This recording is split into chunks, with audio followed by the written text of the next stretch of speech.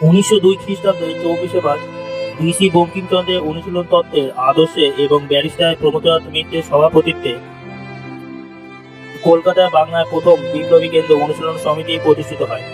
লাঠি খেলা ও শরীরচর্চার মাধ্যমে দেশের খাদ্য শক্তি বিস্তারের উদ্দেশ্যে কলকাতার মদন মিত্র লেনে সমিতির একটি আখড়া স্থাপিত হয়।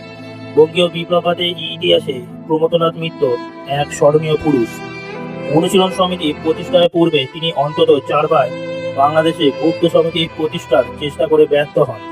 অনুশীলন সমিতি প্রতিষ্ঠা হওয়ার এক সপ্তাহ পরে বাংলাদেশে বিপ্লবী গুপ্ত সমিতি প্রতিষ্ঠার জন্য বড়োদার থেকে অরবিন্দ ঘোষের নির্দেশে যতীন্দ্রনাথ বন্দ্যোপাধ্যায় কলকাতায় আসেন।